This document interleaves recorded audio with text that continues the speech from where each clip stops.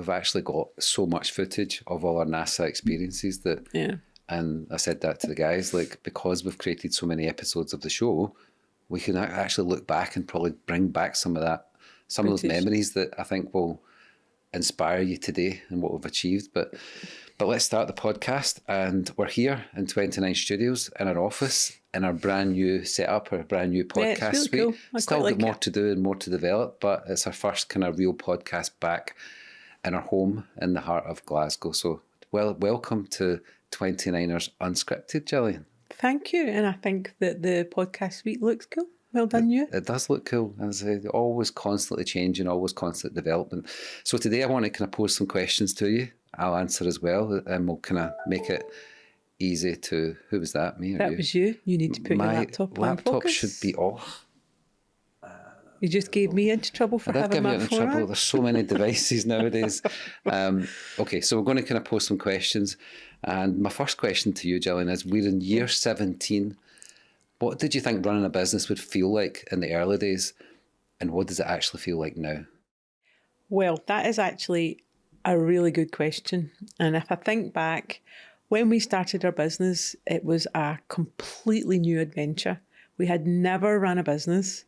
I had no formal business experience or formal business training, but the adrenaline and passion to go and create something was huge. But when I now look back, those first few years, you are cutting your teeth, you're making mistakes, you're learning fast, really, really fast. And from all those early days and early points where there was errors, but there was huge success as well, because we wouldn't still be here 17 years later if we didn't have that experience. But now when I reflect back to where we're at now, and I think that the biggest difference is that we're more structured, we have processes, and we're very focused in what we're trying to achieve every single day. And the turning point for me was about back in 2014 when we started working with Verint out in the US. And one of the things that I learned from that company was about customer experience.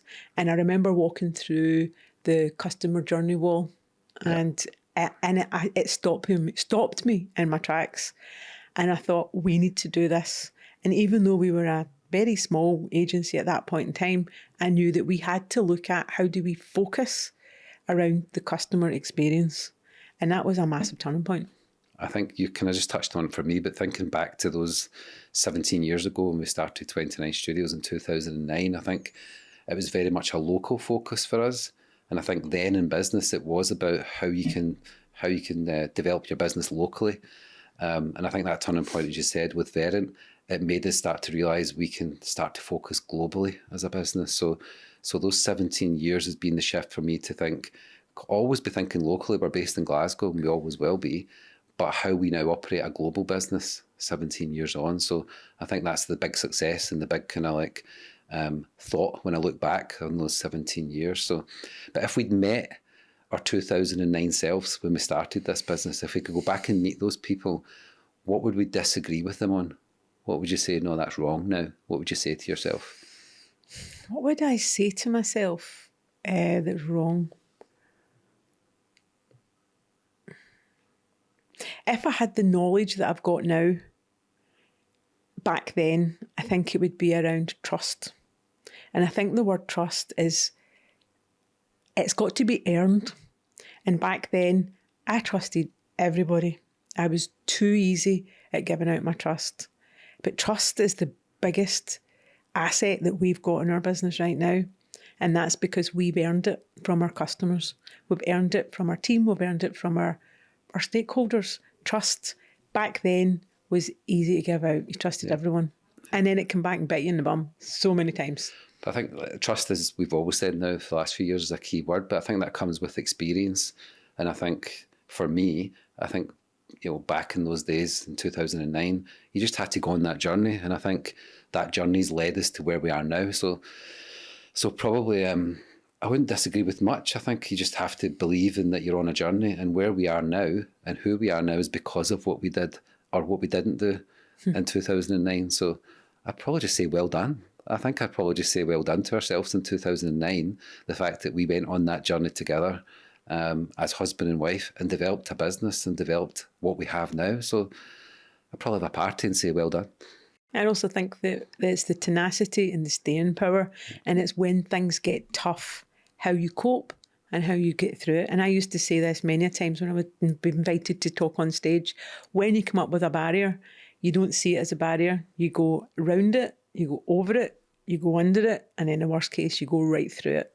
And we've done all of them. Yeah. Okay. What belief about business have you completely outgrown over the years?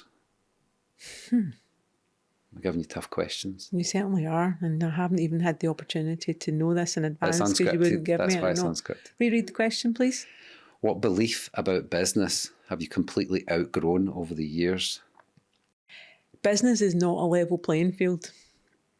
And when you start in business and you're young, you're naive and you think opportunity is there for everyone. That's not always the case. Often the case is that there's already an agenda behind the scenario that's in front of you. I always felt we were getting into a fair pitch, a fair scenario every single time. And that's not always the case. I suppose strategy plays a part. Massive. So what you're kind of getting at is that you need to always have a strategy in business. You like playing chess, and I think that's probably like the analogy of business. You need to always be thinking 2 or 3 steps ahead. And I think for me, like a successful business years ago, like was always measured with how many people have you got in your business. I think that's the thing that I've completely outgrown now. It's not about how many people we employ, how many people's in the office. It's about how effective we are as a business now. And obviously we'll touch on the different technologies, but I think that's the thing I've completely outgrown. I think it was a determination of your success when we first started about the number of people you have in your business. Yeah, but then also if you think of what success actually means, staying in business is a success. Yeah. If that's your driver, if it's money's your success, that's the measurement that you're going to have. If success is having an amazing life, an amazing business, and being able to do it with your family, for me, we've had an incredible journey.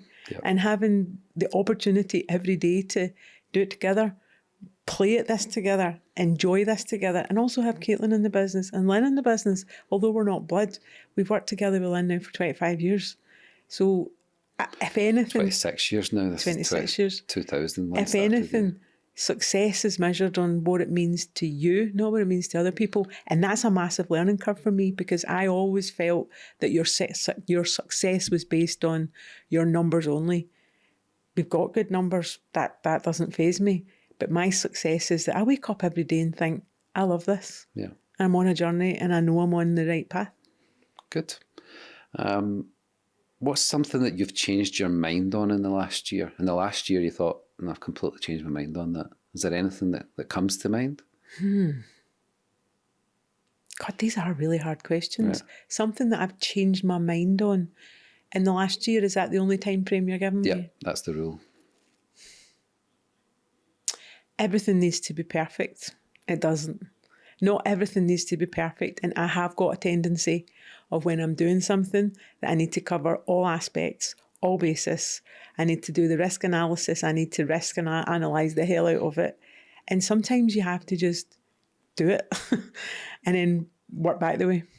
It was something that you told me that you were reading, and I think it was actually Elon Musk, and he created a 5-step process. Yeah. And you take out things that you think, we don't need this. Take it out, run with it, and if you miss it, put it back in. Yeah. That has stuck with me this year, so a big credit to you, because now when I'm sitting working on a project or working on a thing, I think, right, I don't need it to be perfect. I'm nearly there. Take out what's not working, let's roll with it and put it back in. Well, I've always said, I think change is the only sign of life. You need to constantly change, and I think in our business, you need to be agile, I think, and need to be able to change quickly. Obviously, in the modern world that we live in, and especially in my side of the business, the creative industries, I think being agile and be able to change super quick is a benefit, is a huge benefit to business. And I think so. I'm always looking for change. I think change is the number one thing I look for in business, is how we constantly change. So it's not so much for me like what I've changed my mind on, it's how quickly can we change. I think, is where I focus on, is like, what's the quickest way we can change to adapt for the benefit of our customers. But even on that, I'm going to ask you a question back. When you think of the speed of change, even in the last quarter, now think back to Christmas break, when everyone's off eating their turkey and having Christmas, we were deep in development. We were deep in learning. And even thinking that's 12 weeks ago, how much has changed in 12 weeks? Well, it's... And before you answer that, I'm talking about the speed of technology and the tools that are in front of you. You've been deep in technology innovation for the last probably 5 years. Even when we go back to the pandemic and you and I sat in the garden, I was sitting on Oxford blockchain strategy. You were on AR, VR, you were in innovation technologies. We were really trying to stay relevant to our customers. Yeah. And that has been a 5-year journey. But think of the last quarter, the last 12 weeks. I'm going to answer it, but I'm going to answer it through a set of questions that I've got. So you're kind of jumping into my question set. Okay. But because I think there's quite a few things to cover in this part of it about AI and all the kind of technologies. So if I kind of stick with the kind of framework I've got, we'll actually get to answer those questions together. So. Okay, because one thing I would like to just add in then is, even in the last 12 weeks, my workflow has completely changed. Yeah. So I'll keep those. Yeah, Sorry, I think skipping ahead. It goes back to the change thing. I think workflows have to always change. It's that constant development. But what part of our work to you still feels genuinely exciting? And then what feels a bit like an obligation? So what's right. Genuinely exciting for you? What's genuinely, and I put my hand on heart, what excites me is that when we sit with a customer and they tell us of a problem that they have, a challenge that they have, and they empower me to go and come up with a really innovative solution to that problem. And it's genuinely very complex. And that complex problem really excites me. Yeah. And I really go deep into, how do we make this the best possible execution for the customer? Yeah, I mean, I think you've always used, so going back to you've used complex to simple, and that's based around your strategies, and that's your kind of focus in the business, is how you deliver complex to simple, but through strategy for our customers. And I think it's the speed of change for me that's just so exciting in the creative industries, just that constant speed of change. I've never seen anything like it. You know, over the years, you had to learn different types of software in the creative industries. You had time to learn it. They would come out every few months at best, but it's just constant change right now. So it goes back to, obviously, my previous answer. That's the part I love. The obligation for me is almost like I can see so much happening so fast, but I understand from a customer's point of view, it takes time. They're bigger organisations, so it takes time for them to accept that change, and I'm meaning from an AI point of view, and adapt it into the business. So the obligation for me is still having to use the old tech from a creative world, but then as we gradually convince our customers to trust our innovation, and that's part of my job every day, every week, every month, is to present new ideas to our customers. Our customers are now global. We've got local customers and we've got global customers. So it's bringing innovation to them and allowing them to take the time to adapt it into their organisations. But when it does, it will land big. And we've started to see that now. So that's my obligation part. But my obligation also is to constantly, we work with the most innovative companies in the world. And I think our responsibility is to bring our level of innovation from an AI point of view, AR, VR, all the technologies, and how it helps them. Not about how we teach them those technologies, but just the benefit, the ROI for them. I think that's what we're constantly striving to do. So, but even if I can add in, where that real harmony of that partnership comes in, when you're working with a global organisation, particularly a corporate giant, they can't move at speed. They can move within the context of the size of their reporting processes. We're agile, we're small, and we can react very, very quickly, and we can take ideas to them that they wouldn't be able to innovate internally themselves. Yeah. Next question then. Are we building a business that depends on us too much? Wow. Well, that is something that we have talked about at length at various times of conversations. Well. Yeah. You have done something remarkable over the years, and you have been able to delegate. That word delegate, you're the ace at delegation, and you're the ace at duplicating yourself. And you have created your part of the business that actually has nailed that. I have struggled with that, but in the last 2 years, since we've started doing a lot of corporate professional development, I have really focused on processes, on SOPs, on how to then build a team around me.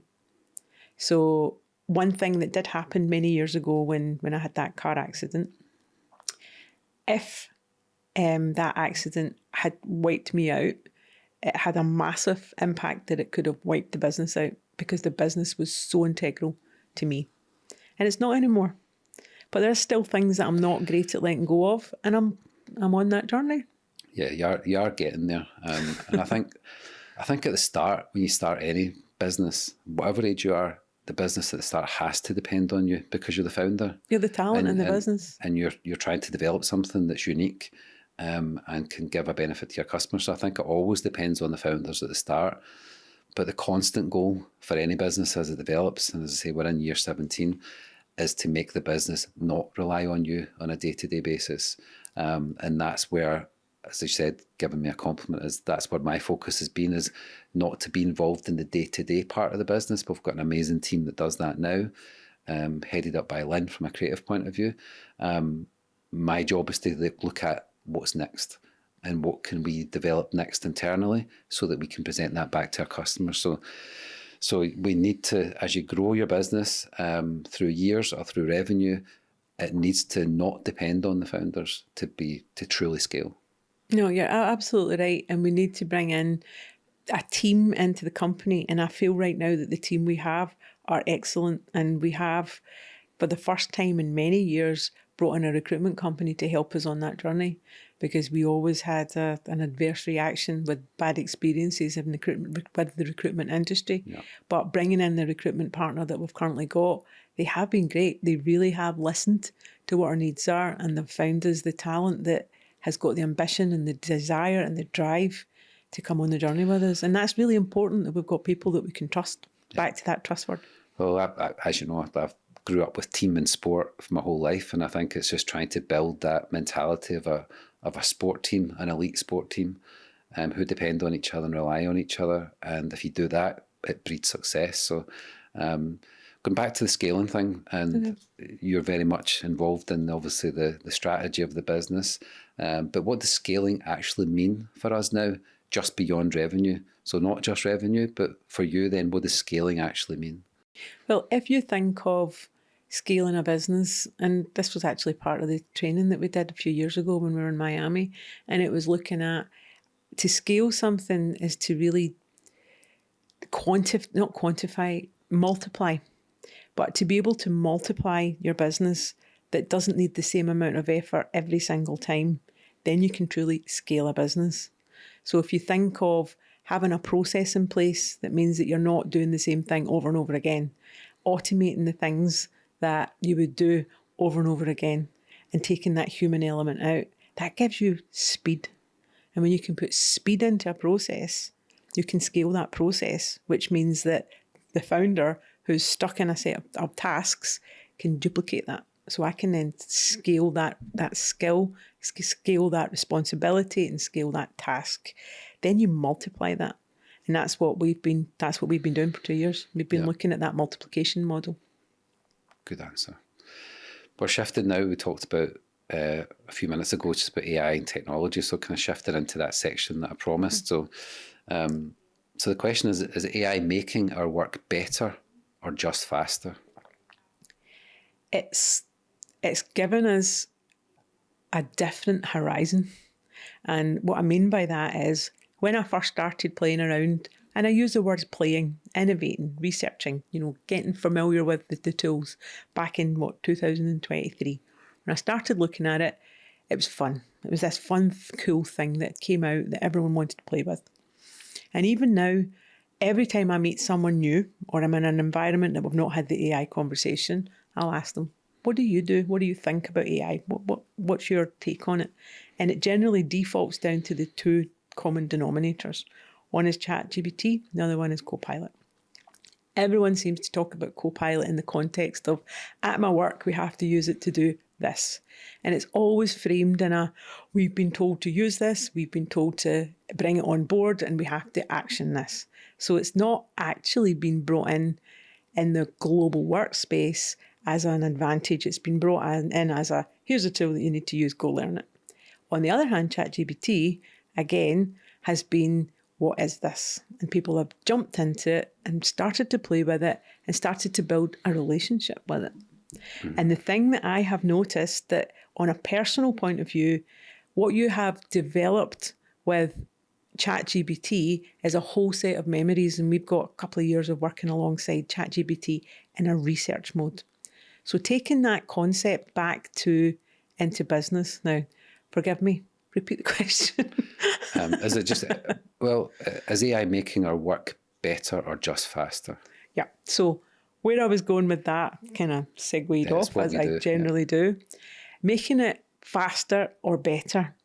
You have to understand a new technology, what it inherently does before you apply it to your workflow. And what I'm hearing and what I'm seeing from a lot of our customers and a lot of business people that I really respect, they don't know what to do with it. They don't know how to bring it into their processes. They don't know how to maximise it. They see it as this threat and opportunity. It's so embryonic, it's so early, and it's innovation and evolution that if you ignore it, use it wrong, you will completely miss this massive land grab within the AI environment. Well, I think it's making us work better and faster. I think there was a funny little kind of video that went around the team, and it's, when you talk to people about AI, they think it literally is just pressing a button and it produces AI content, written content or video content or image content. So the little kind of video was this person, graphics person, just sitting at his desk and just presses a button and everything happens. And I think that's obviously a misconception, because obviously I've been in the creative industries for 30 years or so, and it still takes hard work and it's still a lot of learning. And as you say, we've been in this kind of thing now for like 3-4 years. And it's, as I said at the start, it's constant learning. But even right now in the last few months, it's just learning the tools, but how to integrate those tools from a creative point of view, how to get them to make things faster and make them better. And I think we're there, and we're developing the workflow that then can accelerate our customer and the quality of the work we do. But it still takes time. You're just having to rewire how you do things. And I think that's the difference for us. It can do both, but it's not just, we can do things faster. And like anything and anyone that's got any elite skill, to be able to do things faster, it's hours, it's weeks, it's months, it's years of training to learn those things. And the more simple you make it, the more other people think it's just press the red button. It's kind of like history repeating itself. When the internet came out, then the printing press thought it was going to be removed, it was going to be replaced. When desktop publishing came out back in the mid-80s, the graphic designer was being replaced. It's not replacing, it's empowering and it's enabling to be able to do things in a better, smarter, faster way. Yeah. But one other thing, if I can add in on the AI conversation I wanted to bring up, when you think of AI, there's 3 different tiers. You've got the tier who are the inherent makers of AI, those that are the engineers that are making the language models, that are building multi-billion-dollar businesses. Even in the last 3-4 years, these platforms that are emerging are all valued at $40-50 billion. Those are the engineering layer. Second layer is those that create with AI. And that's where the industries of the creative industries, the media industries, the freelance world, the gig economy, all the areas where it's all based on human creativity. That central layer of the creators with AI are the ones I feel are going to really benefit the most. That's where the mass saturation of population is. But then there's the users of AI, the third tier. And those are the human beings that will more or less be controlled by the machine. Because if you don't learn how to use it and create with it, and you just consume it, you are, in some respects, just going to feel like a bit of a robot. Yeah, I mean, I think AI, like, it is genuinely transforming, like, what we do. But there's obviously a lot of noise. I think obviously we have a Wednesday afternoon meeting in the team, and we just call it 29 Vision, and it's all about what have we seen in the last week, what's developing, what do we need to take into our workflow, what might replace our current workflow. So it's that combination of, there's a lot of noise around with AI. There's constant changes we've talked about, but it's difficult to kind of switch off from that noise, but filter it into the benefits of our workflow. And that's the focus, as I said earlier, is for us to constantly test our workflow, our creative workflow, and what will work best for our customers. And for me, the biggest development that we have started to showcase a little bit to our customers is what we call AI filmmaking. And it can see ideas instantly. So with AI filmmaking, we can really see the ideas instantly. We can test different directions quickly, and we can visualize things that were previously impossible to film. And it can all be done from your laptop. But I genuinely believe it's not replacing creativity, it's accelerating it. And that's about the sort of better and faster thing. And it's really kind of bringing to life the concept of giving us some reference images from your manufacturing place, your life science place, your technology products. Give us some reference images and we can bring that to life. Now, we always talk about truth and we talk about story. The truth part is us building that product in a truthful way and in a most accurate way. And it's what we've done for many years using 3D software. But the acceleration of AI filmmaking, we can then place that product or that location or service into AI filmmaking and bring it to life and test it. As I said, test the ideas instantly.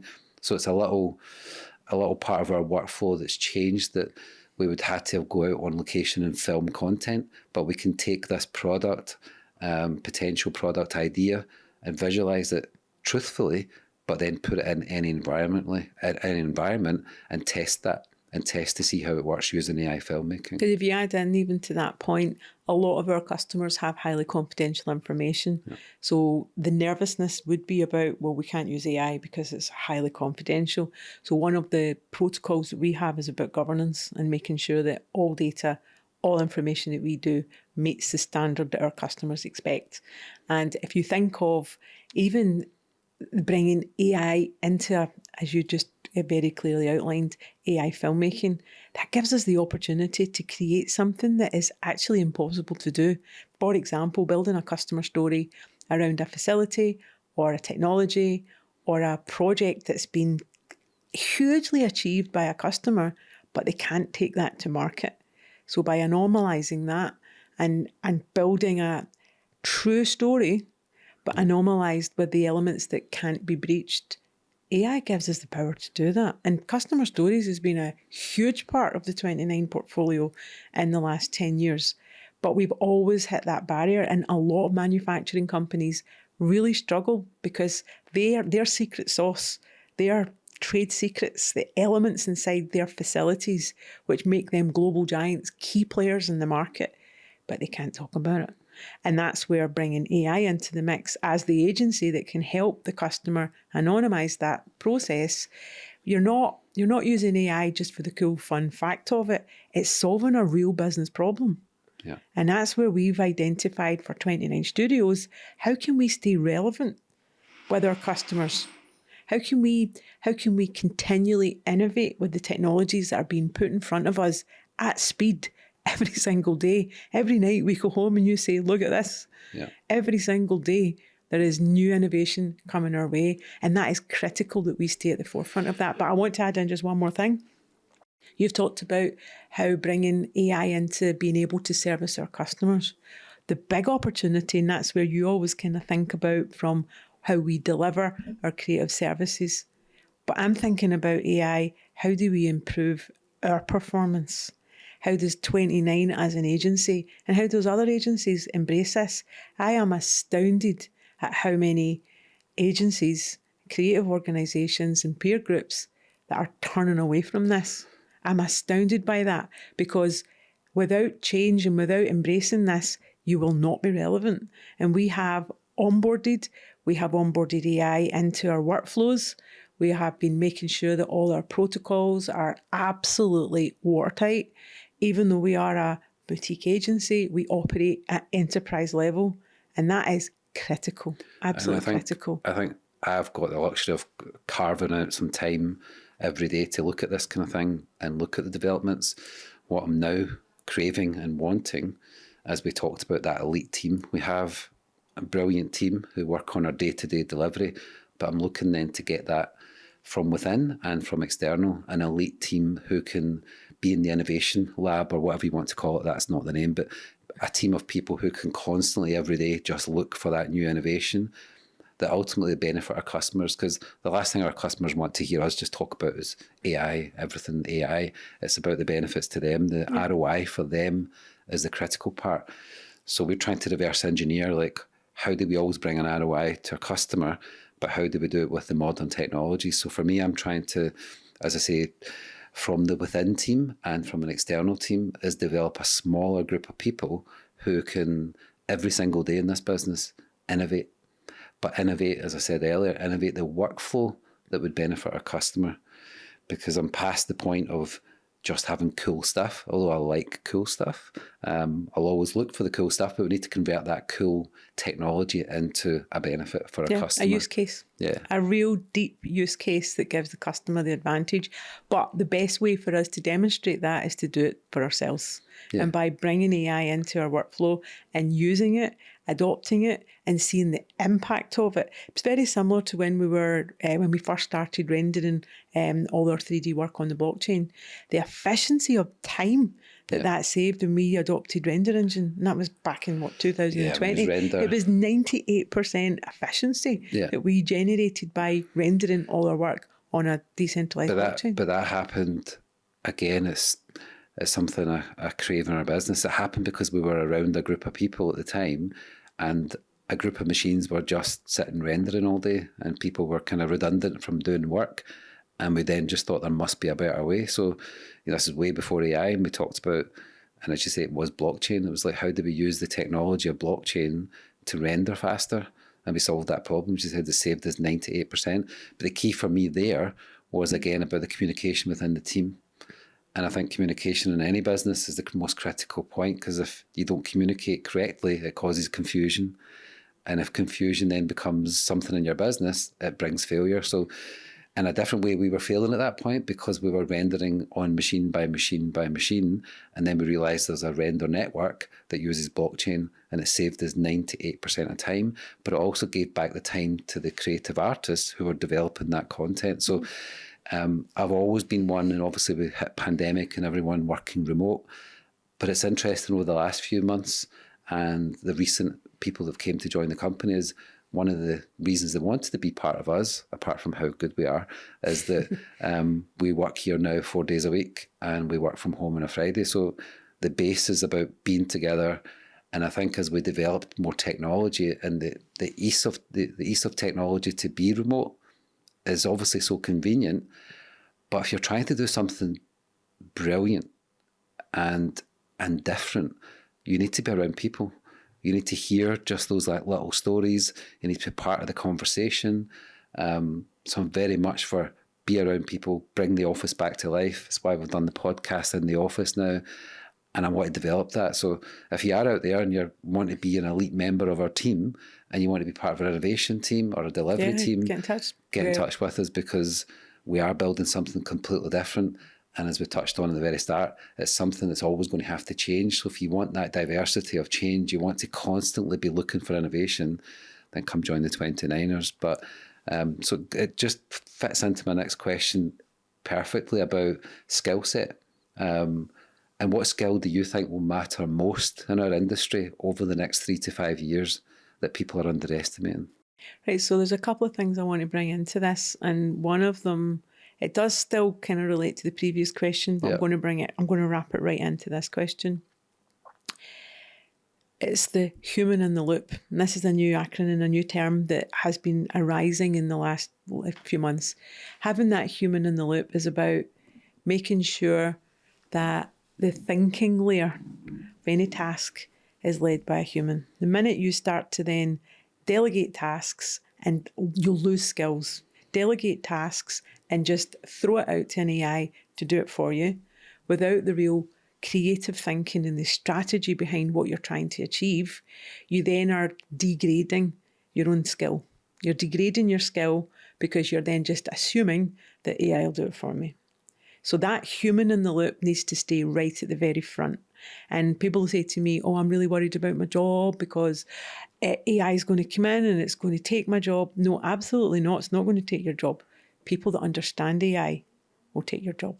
Yeah. People that know how to manipulate and use AI, let me finish this one. People that know how to use AI for the good, and there'll be people that will know how to use AI for the bad. It's the people that will know how to bring AI into a workflow to add value. And that's where I feel that the skills that young professional people coming into the market need to know is how to prompt engineer, how to think creatively, and how to guide an army of AI agentic agents to take you on the path to stay relevant as a human being, as a business professional, whether you're 16 at college, coming out of college, or whether you're in your 50s or 60s. You have to think about where is the skill displacement happening and where can you still stay relevant so that you can have a brilliant career and enjoy your career, whether you're at the start or whether you're working out your career. How can you stay relevant? Because even those that are our age and above that are saying, it's not going to bother me, I have nothing to do with it. But when you're in your 70s and 80s, your grandchildren are all going to be talking about this technology. Your grandchildren are going to be deep in this technology. You can't ignore this. This is not going away. This is not a fad. This is a reality. And I am so excited about it. I mean, I think what people are underestimating for me is the ability to know what actually looks, what good looks like. So it's the ability to know what good looks like and taste. So AI will generate things. Again, I'm always coming out from a creative point of view. Will generate ideas faster now than we ever could. But you need to know what good actually looks like. What's the taste? So I think people that's got the good taste and can see something that looks good and will benefit the customer will still be relevant, but they'll use the tools that will just make that those visuals quicker and better, as we said earlier, faster and better. So it's the ability to know what good actually looks like. Well, and the real differentiator and becomes the judgment. So it's knowing what to create, knowing what to ignore. I think that's, again, it comes back to being a designer. You need to know what you're trying to create and you need to know what that's not good and what you should ignore. And for me, the people who win won't be the people who can make more. It'll be the people who can choose better. So we've got so much abundance of visual now. Like we can create visuals quickly because we've learned those tools. But it's really important. It's not about making more. It's about how the person that can choose better and choose better for the customer. Because that's what the customer wants. The customer wants you to decide. They're hiring you as the expert and they want you to choose. They might not realise that, but they're looking for you to be that expert. To choose what's better. So it's not just give customers lots more for them to make that decision. It's be that innovator, that creator, that designer, that technologist that basically can choose better for them. And I think that's the difference. If you think about, I think that's actually spot on because you think of people are all wired differently. You've got logical people, you've got tactical people, you've got creative people. And then you think of different types of industries. You've got like the armed forces, you've got manufacturing, you've got creative services, you've got the legal profession, the accountancy profession, logical people, tactical people, and creative people. The creative industries exists because there is human beings that are inherently creative and they put their talent to building something and expressing something through their creativity. AI isn't going to take that away. It's just going to make it even stronger and quicker and better. But where people that are not creative will think, oh, it's just going to take over and it's dead easy to just ask ChatGPT to fire me out something, but it'll be crap. Yeah. But if you've not got any taste, it'll just be crap. And for businesses that don't still, in some respects, respect the creative industries deserves it because it has been here for years. And it's why everything that you consume as a consumer, whether it's your clothes, your fashion, your car, your watch, That's all been done by creativity. So applying that into business across every industry, creative industries is what makes you stand out. It's what marketing is functioned on. You think of what Caitlin does in our team, and Caitlin drives our CX team. Everything is around how do we make our customers succeed?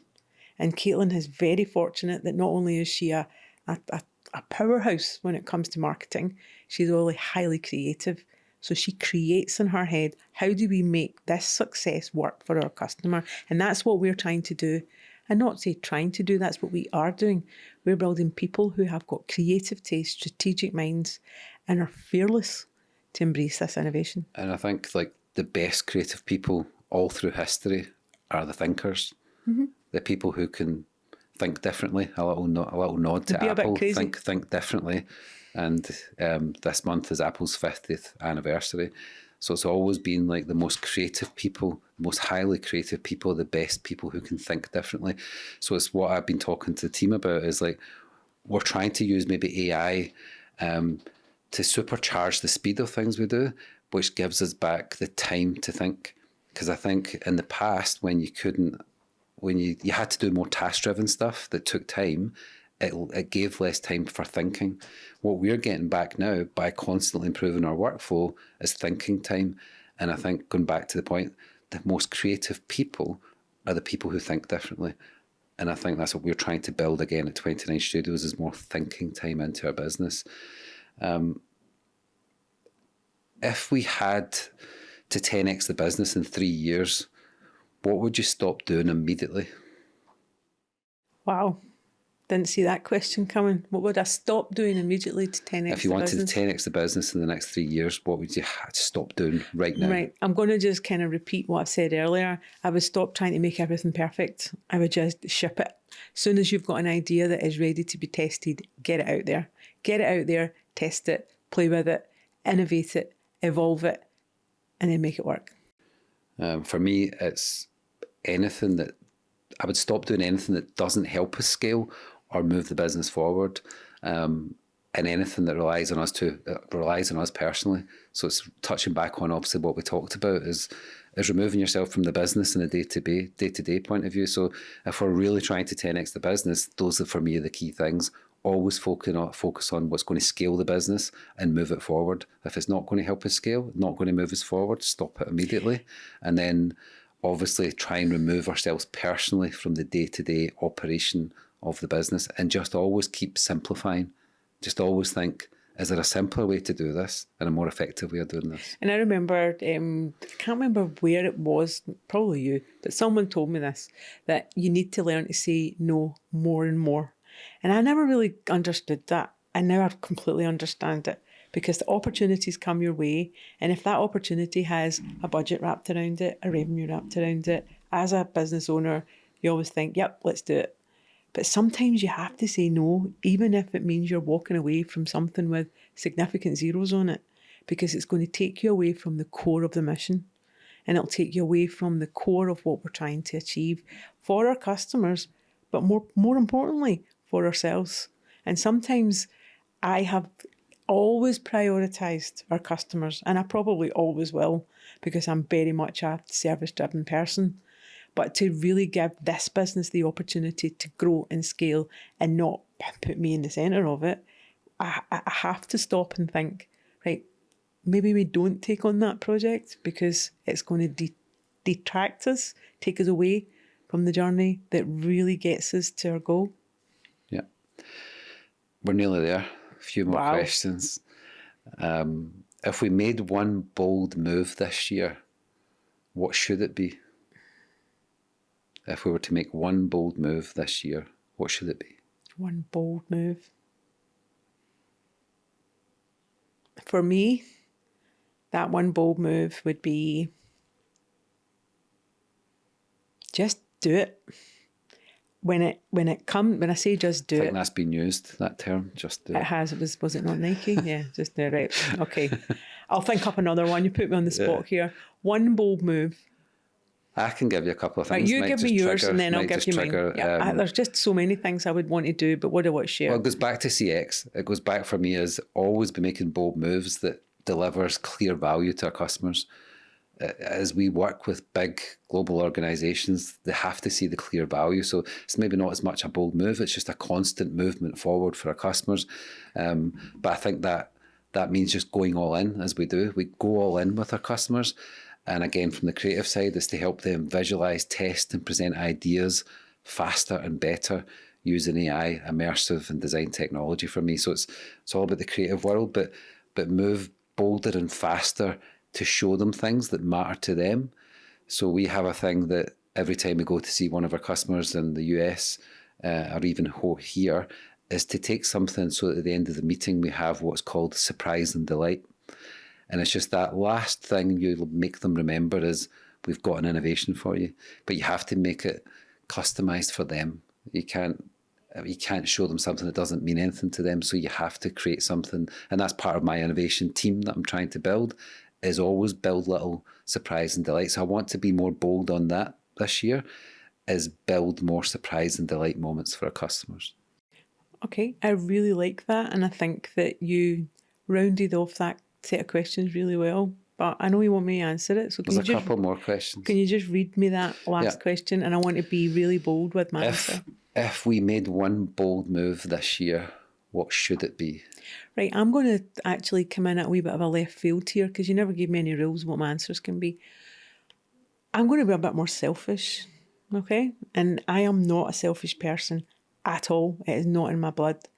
And what I mean by that, by being a little bit more selfish, you interviewed me on a podcast last year.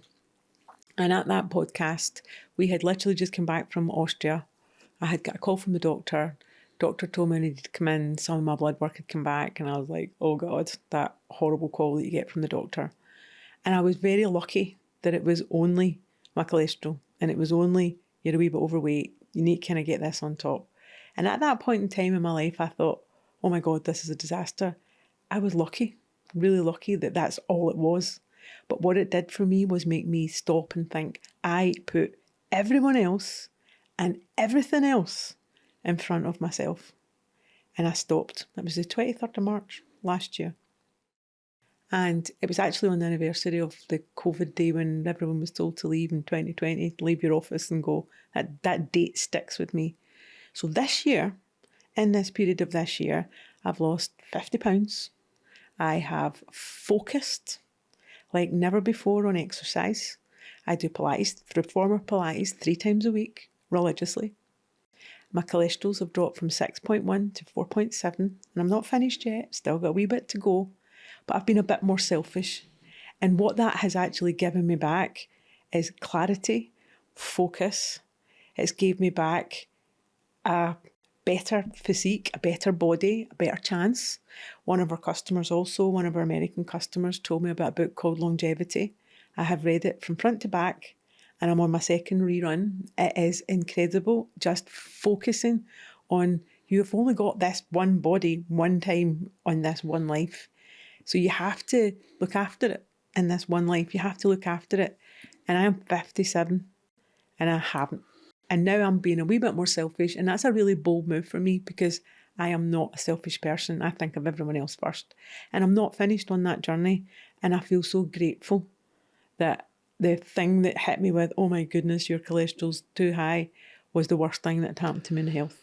Well, obviously I remember that day and it was a little bit of a scare, but obviously you got on that journey, and if you were to look back to that podcast, you'll see then obviously the better shape you're in, not just physically but mentally. And because you went on that journey, you kind of took me along with you, so we're both kind of as being as healthy as we possibly can in the last year, lost some weight, but as you say, it's based on experience, whether it's in business, personal, professionally, on how you need to look after yourself and how you need to look after your business. And as you get older in business and older in person, you need to strengthen your business, you need to strengthen your body and mind. So I think you've done that over the year. I've came along on that journey, and we're both in a really good place that way, which I think strengthens our mindset in business also. So yeah, well done. Completely. And also with my parents, my mum having her hip operation, it failed, and then there was lots of dislocations, and she had a horrendous 3 months. And I was watching my mum go through the most painful physical time of her life. And she's only 23 years older than me. So I thought, I need to sort this out. It's a long time. 23 years is a long time. Yeah. So 2 more questions. What's changed most in how we think about risk? So obviously back in the kind of business sense What's changed most in how we think about risk? What's changed most about how we think about risk? I think that you have to experience the highs, the lows, bigger highs and bigger lows to be able to truly sit back and have the experience to understand and make a decision when there's a risk element attached. So whether that's, do we go into a new market? Do we take on this client? Do we innovate this new product? Are we too early in the market? Is it too late? Are we ahead of the time? Are we behind the curve? All of these things happen, and the decisions that hit us at speed, and you have to make decisions really, really quickly. Making the decision on, is this risky or is this not risky? When we first started in business, we didn't have the knowledge, we didn't have the experience. And I actually feel that being an entrepreneur who's 57 and has got decades of experience, I don't fear risk anymore. I used to fear risk, and I don't, because I always look at it, right, what's the scenarios? What's the worst thing that can happen? As Caitlin said when we were planning a project last year and it was on the boat under the Eiffel Tower, and we said, what's the worst thing that can happen? She said, the boat will sink. And we thought, well, that's not going to happen. And it didn't, and it was a huge success. But I do think that. I think that it's experience that lets you risk analyse. I think that's part of my answer would be, is we've just become more comfortable with risk. And I think we became more comfortable with it because we've experienced it. Even when we did start, you didn't realise maybe you were taking risks because you had no previous knowledge, so you didn't consider it a risk. But as you've got more experience and got older in business, as the businesses got older, I think we take more calculated risks now in business.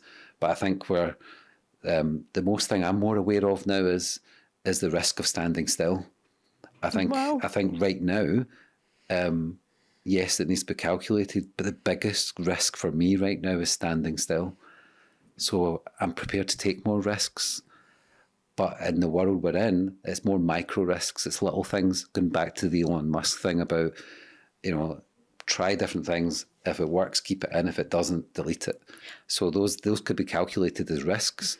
But for me, again, it's the risk of standing still. That's the biggest fear. Do not stand still right now. But don't you think also, Kevin, that we underestimate, and this is something that I think it was actually our brother-in-law said to us one time, that he really admired the way that we would take risks and we would go do things, and we would say we were going to do things and we would actually go do them because we genuinely are risk takers. We're entrepreneurs, and you can't achieve things without taking risks. And that point of you saying about standing still is the one thing that terrifies me. If you don't change and you don't move forward, what's the point in being here? Yeah, I think going back to Ian, the brother-in-law, who said, he sees us taking risks probably all the time, like move to Mallorca during a pandemic, all that kind of thing. But I think we underestimate that when we do see it as a risk, or maybe others see it as a risk, we probably don't, because we think we're going to try it. We don't see it. What I'm trying to say is we don't see the word risk. We see the word try. Opportunity. And we see the word, there's an opportunity. So, but if that opportunity didn't work, or that trying didn't work, we know we can fix it. So then it's not risk. I think risk is more, if you think risk of, if I do this, and can I go back and fix it? And if you can't, it's probably something you shouldn't do. But we always see it as like whatever other people might see us taking risks as us just taking opportunities. But we also know that, well, what's the worst thing that can happen? Well, we can go back and fix it, or we can go back to where we were. So it's again that point of standing still. That's the biggest risk. So can I just chime in on that? That was a really good way of describing that. It's the fear of failing. People naturally have the fear of failing. I don't have the fear of failing. We've had some failures in our career right at the very beginning, and we've made some bad business decisions with not bad business partners. It was just the wrong time. They were good people, but they were just the wrong time for where we were at that point in time. We've had failure. We've had huge success, but it's the fear of failing is what makes people stand still. I am not scared to fail. I am absolutely prepared to take whatever decision it takes to achieve my goal. But the point that you're making, if it was stand on the edge of this cliff and jump off and hope that you'll land on your feet, that's risky. I would never do that, because you know that there's no way back from that. You land there flat down, you're dead. So the point that you made is we don't see it as a risk, we see it as an opportunity. But we probably, in our mind, without verbalising it, is we know it's not a risk because we can fix it. If you can fix it, it's not a risk. So I think that's, for me, for anyone listening, is like, if you know you can try something and if it doesn't work, you can go back to it and fix it and make it better, then it just becomes part of the experience. It doesn't become part of risk. So it's probably to eliminating that word risk. And then there's something that we've talked about and I presented to you a few weeks ago of there's old problems and there's new problems. And I think as you grow older in your business again, you learn that something that pops up, you think that's a problem. You then sit back and go, is that an old problem? Have we solved that in the past? Or is it a brand new problem? And if you really calculate it as black and white, there's very rare time in business that it's a new problem. Now, if it's a new problem to you, and because you've never experienced it, there's certainly someone out there that you could ask advice of who's solved that problem in the past. Old problems. So again, the new problem from this month was they're trying to fly around the moon. That's a new problem. But from a business point of view, I don't see many new problems. I always think there's someone out there who knows how to do that. Or we've had that experience and we know how to deal with it. So it's always just that question as we move forward in business, is this an old problem or a new problem? And the new problem that we have got in front of us is how do we embrace the speed of change with this disruption that's happening in the creative industries with technology? Yeah, so that's the new problem that we're innovating around. Yeah, it's probably the good example of a new problem because no one's got the experience. There's no benchmark. So there's no AI expert out there who's had 20 years experience at the current level we're at. They might have been using AI for 10, 15 years back in the day, but where we are now with it is a completely new experience, so or a completely new problem. And how you solve that problem is by putting in the time and effort. So it goes back to my point, and from our creative world, is it still requires, like in the past, to be a graphic designer or an After Effects artist or anything like that. You had to put in the time and effort to be that expert. So we're developing that all the time right now with technologies changing. So we will never sit and go, we're experts. We are always on that journey of learning to present better outcomes to our customers. So that's like, yeah, that's a new problem, but it's not a risk, it's an opportunity. Yeah, and you're right, we're not experts. We are 3 years in on the AI journey, and we're not claiming by any means to be experts because it's too embryonic in an industry for anyone to be an expert. But we went deep in it. We went really deep in technology, hence why 29 Studios is a design and technology company. It's at the core, we bleed design and technology. And obviously it's design plus technology because both of them have to combine. Both come together. The last two questions is about decision making that we felt uncomfortable with at the time but proved right. And just to give you a lead on that, across the board I didn't feel fully ready in 2019 when I was looking at VR, when we were just hitting the pandemic. I went deep into VR, you went into blockchain, and it wasn't quite ready back then. People would still argue it's not ready right now. I would slightly disagree on that because, so in 2019, the kind of uncomfortable feeling for me was like, I want to learn VR. I seen it as an opportunity. In 2023, I want to learn AI. And then in the last 2 years as well, I went and bought myself the Apple Vision Pro, and it was like, oh my God, I'm spending a lot of money on something that is not quite acceptable yet. And we're developing that right now as well. So it's what decision that have you made that you felt uncomfortable with, but right now it's proven right? And the analogies that you've gave me about how you've innovated and changed, you've always been an early adopter of technology. And that is a really comfortable space for you. And you've always been comfortable. It doesn't push you out your comfort zone when new technology hits the market, because you're an inquisitive mind and you've always wanted to know, how do I use this? How do I get value from this? How can I propel from this? Whereas I always look at things from, how do we get value from this for our customers? How do we get value from this for our business?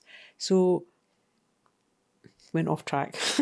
Yeah, what have you personally, whether it's hopefully professionally, what decision have you made recently, last year, 2 years, that you felt a bit uncomfortable making, but now you're going, that was the right decision? Okay. I think it was taking a massive leap of faith into adopting a 10x mindset. And that 10x mindset was really about, how do we multiply this business? How do we grow this business? How do we stay relevant with this business? And how do I impart the tasks that I selfishly or stupidly thought only me could deal with to the team? So the big leap of faith that I've had to do is to delegate, step back and be there to advise. Because you always think, as a founder, no one can do it better than you. No one knows it more than you. No one can think the way that you think. And I now sit back and see the business functions without me. For the first time, the business functions without me.